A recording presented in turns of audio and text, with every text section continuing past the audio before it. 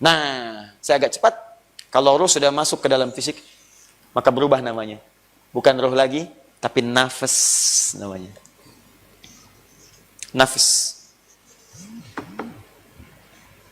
Diserap ke dalam bahasa Indonesia menjadi nafas. Ya, ini serapan ke dalam bahasa Indonesia, walaupun maknanya mungkin tidak setajam aslinya. Saya katakan tidak setajam aslinya, ada keterkaitan. Kenapa roh kalau masuk ke dalam fisik berubah jadi nafas, diserap menjadi nafas? Karena pada saat itulah muncul kemudian tanda-tanda kehidupan, mulai bernafas. Ya, seorang kan disebut tanda kehidupan kalau sudah bernafas, bergerak, ya, dan seterusnya. Nah, cuma bukan ini poin yang mau saya jelaskan. Lihat baik-baik, ini ada kaitan yang sangat penting dengan dampak penyakit yang muncul dari dalam tubuh. Yang ini tidak banyak digali dalam dunia kedokteran sekarang. Perhatikan baik-baik, fokus. Roh, kalau sudah masuk ke dalam fisik, namanya apa? Nafas. Berubah nama. Kenapa berubah nama? Karena sudah bercampur antara unsur roh dengan unsur fisik. Roh itu sumbernya dari Allah langsung, tanpa campur tangan manusia. Langsung ditiupkan, hadir, ada. Nah, kalau semua bersumber dari Allah, dalilnya Quran surah 17 ayat 85. Tadi sudah ada tuliskan. Wa yas'alunaka 'anir roh, mereka bertanya tentang roh. Diobservasi nanya, sampai di Amerika pengen lihat hakikat roh bagaimana. Orang sudah sekarat, kemudian dikasih penutup yang dari kaca itu. Pengen melihat pergerakan roh, ternyata nggak nampak. Tiba-tiba penutupnya pecah dan rohnya nggak kelihatan. Ya, jadi kalau di TV-TV itu ya itu cuma ilustrasi lah. Ada film Konstantin ya, diperankan Keanu Reeves. Ya tiba-tiba narikin roh, dikembalikan lagi. Ya itu apa prajuritnya Lucifer. Lucifer itu bapaknya iblis itu kan. Itu aneh tuh. Tiba-tiba anaknya pengen ngudeta bapaknya. Sesama iblis saling kudeta. Anda bayangkan. Pengen turun ke bumi kerja sama dengan malaikat Jibril. Tuh. Apakah Ustaz nonton? Tidak. Cuma lihat aja gambaran kisahnya. Ya, cuman saya kan tertarik melihat itu karena itu diambil dari keterangan satu kitab dalam kepercayaan tertentu. Saya pikir bagaimana kebenaran kitab ini? Kok bisa malaikat itu kerjasama dengan setan? Anda bayangkan, begitu mau ditarik sama Lucifer, ternyata berbuat kebaikan. Ya, diturunkan lagi ke bumi, diambil penyakitnya, hidup lagi. Saya bilang hebat juga nih keterangan kitab ini. Ya, nah cuma itu simpan aja lah ya. Saya senang baca, ya, senang baca. Cuma hal tertentu yang tidak menarik tidak saya investasikan waktu berlebihan. Ya, saya tahu bola, saya tahu dia. Ya PSG menang 2-0 lawan MU, saya tahu gitu kan. Manchester City menang 6-0, saya tahu. Sekarang Sari di ujung tanduk, saya tahu. Dan kemungkinan Zidane itu akan di-hire Abramovich, saya tahu juga ya. Tapi itu saya tidak pikirin. Ya. Kembali ke sini. Lihat sini, roh masuk ke sini jadi nafas. Nah, yang paling penting bukan ininya. Yang paling penting lihat. Karena unsur roh itu beda dengan fisik. Roh bersumber dari Allah, sedangkan sifat Allah itu suci, bersih, murni. Ketika ditiupkan roh bersumber dari Allah, karena sumbernya bersih, suci, murni, baik, maka roh ini membawa nilai-nilai kebaikan. Kumpulan nilai kebaikan itu disebut dengan takwa namanya. Ya, dalam kosakata Al-Quran. Jika takwa disebutkan, itu artinya akumulasi dari semua nilai kebaikan. Disebutkan 115 kali dalam Al-Quran. Tahan, jujur, bagian dari takwa. Sabar, bagian dari takwa. Tawadu, qanaah, bagian dari takwa. Akumulasinya disebut dengan takwa. Ini sumbernya tidak langsung Allah jadikan seketika, tidak. Tapi di sini terlibat takdir Allah, bagian dari ikhtiar manusia. Dilibatkan oleh Allah, ada takdir menetapkan. Manusia berikhtiar. Lewat apa?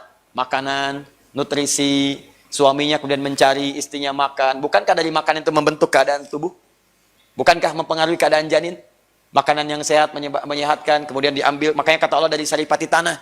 Saripati tanah itu maksudnya dari makanan, dikonsumsi, membentuk keadaan janin. Ini sehat ya, fisiknya begini ya. Oh, kepalanya udah mulai kelihatan ya, dan seterusnya. Apa yang menentukan nutrisi yang masuk ke dalam tubuh?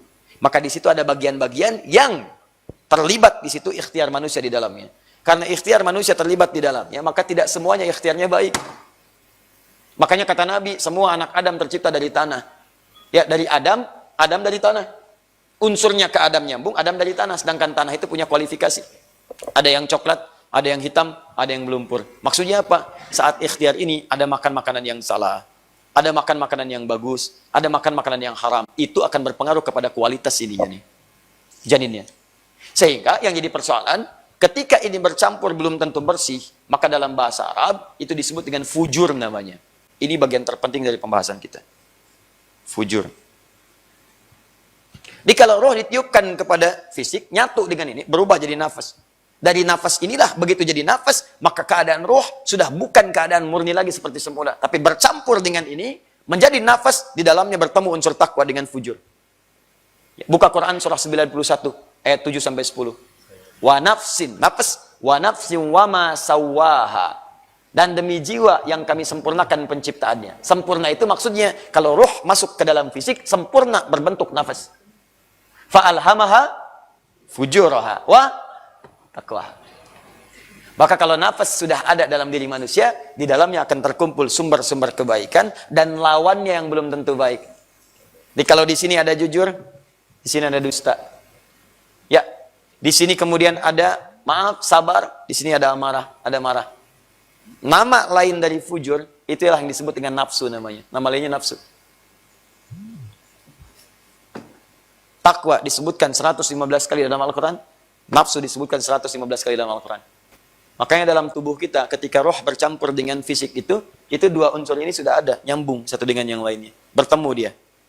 Nah, contoh begini. Ini ada air nih, warnanya apa? Bening ya. Oke, kita sepakat warnanya bening. Bayangkan ini roh misalnya. Ya, gambarkan ini roh. Baik, sebelum saya masukkan warna bening ini, kalau saya simpan di dalamnya ada susu misalnya. Warnanya putih. Lalu air ini dimasukkan yang bening ke dalam kumpulan susu itu yang putih. Jadi apa warnanya? Putih. Oke. Saya rubah jadi coklat. Coklat. Airnya bening. Begitu saya masukkan ada coklat di dalam. Jadi apa? Coklat. Kemudian saya ganti dengan kopi. Oke, begitu saya masukkan airnya berubah jadi apa? Demikianlah teman-teman ketika roh dimasukkan ke dalam fisik manusia. Tergantung unsur fisiknya bagaimana cara berikhtiar orang tuanya pada saat itu. Begitu dimasukkan, kenapa dirubah jadi nafas? Karena komponennya sudah beda. Sudah menyatu yang kemudian di situ berinteraksi dengan bagian tubuh. Maka berubah menjadi nafas, tapi jangan lupa di dalamnya ada dua unsur. Unsur kebaikan, unsur yang dipandang kurang baik. Yang baik disebut dengan takwa, lawannya disebut dengan nafsu atau fujur. Karena dua ini berada di tempat yang sama dan saling bertentangan, maka sering terjadi pergolakan. Satu kali takwanya mengatakan kerjakan yang ini, nafsunya mengatakan jangan kerjakan yang ini. Kalau nggak percaya silahkan. Bukankah saat dalam kehidupan, kalau ada dorongan kebaikan, itu pasti dalam diri Anda akan segera merespon. Adzan berkumandang, Allahu Akbar, Allahu Akbar. Bukankah di hati ada getaran? Cepat siap-siap, sudah adzan. Pernah ada begitu? Itulah takwa. Tapi begitu adzan selesai, yang satu mengatakan tenang, baru adzan, belum qomat. Pernah begitu? Itulah nafsu. Sama, Anda juga saat melakukan tindakan pengobatan macam-macam suka ada begitu. Ada yang nawarkan begini, udah tambahin aja dulu, biarin lamain di rumah sakit supaya fee-nya nambah dikit, gitu kan? Nah, itu nafsu. Jangan, barangkali dia harus cepat sembuh dengan segera, ada sesuatu yang harus dipenuhi, lakukan karena Allah, itulah takwa. Karena sering bergolak seperti itu. Dalam bahasa Arab, sesuatu yang bergolak disebut dengan koluba. Tempatnya disebut dengan kol. Muncullah istilah kolbun di sini. Yuk kita agak cepat.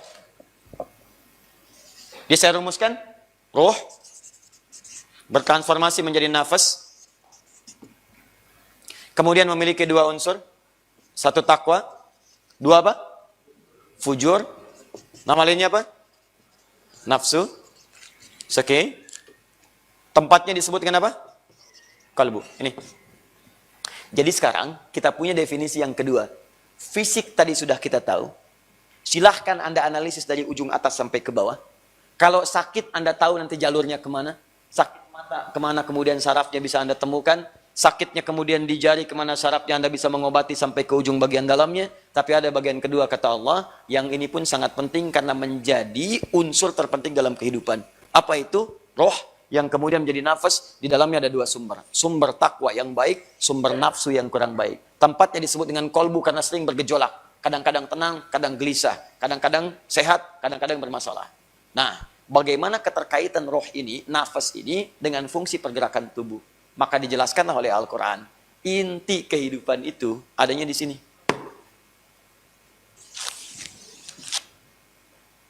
Saya gambarkan lagi begini. Masih ingat? Di sini apa? Badinya. Sini apa? Rohnya, nafasnya, takwanya, nafsunya. Tahan? Tempat takwa dengan nafas, tempat takwa dengan nafsu, nafas, namanya apa tadi? Kolbu. Kolbu. Jamaknya disebut dengan kulub. Lihat sini. Fokus baik-baik. Fokus. Ini, sesungguhnya ini yang memberikan instruksi kepada fisik untuk beraktivitas. Jadi fisik ini cuma eksekutor aja. Kalau kata rohnya lihat, lihat. Kata rohnya bicara, bicara. Ya, kata rohnya kemudian kerjakan, kerjakan. Makanya ketika rohnya sudah tidak ada, dicabut rohnya, kembali kepada Allah. Pulang nafasnya, nafasnya pulang. Ini yang datang roh, yang pulang nafas. Karena saat datang, gak bawa apa-apa, cuman sifat aja. Saat pulang bawa amalan. Karena hasil pekerjaan aktivitas fisik. Ya, lihat baik-baik. Begitu rohnya dicabut, gak ada. Ini kan diam aja. Coba ajak ngobrol sama itu kalau nggak ada kerjaan. Ajak ngobrol. Apa kabar? Diam aja. Tapi kalau rohnya masih ada, maka dia akan memberikan instruksi. Nah ini agak dalam sedikit ya, agak dalam sedikit kajiannya. Maka semua aktivitas hidup itu yang disebut dengan aktivitas aktif, gitu ya. Itu instruksinya datang dari ruh, dari nafas, dicerna lewat akal, dimasukkan ke akal sepersekian detik sekali, prosesnya cepat sekali. Dari akal baru kemudian diberikan instruksi cernaan ini kepada ini fisik. Termasuk organ fisik pun akan berpengaruh pada keadaan ruh. Karena apa yang dilihat oleh fisik, didengar oleh fisik, itu ditembuskan lewat akal, ditembuskan ke ruh untuk diberikan respon dengan cepat. Misalnya ketika Anda melihat sepersekian detik ada mobil melaju dengan kecepatan kencang, kan mata yang lihat. Mata ini kan fisik. Ditembuskan kemudian kepada akal untuk dicerna, apa yang harus dilakukan pada saat itu. Itu yang memberikan instruksi dengan cepat, masuk ke ruh, dari ruh kemudian naik. Cepat sekali. Inilah manusia. Bagaimana Allah mendesain dengan sangat luar biasa. Lakukan, hindari. Kan? Oh tidak, kamu manusia baja. Oh tidak begitu juga. Hindar, lompat, sepersekian detik. Anda bayangkan. Bahkan gerak refleks itu kan tidak mudah tuh. Ketika bergoyang, tok gitu kan, bergeser. Jadi ada sesuatu yang sangat cepat, luar biasa, dan itu di manusia. Tapi yang penting diketahui adalah, semua penggeraknya itu sumbernya ada di sini.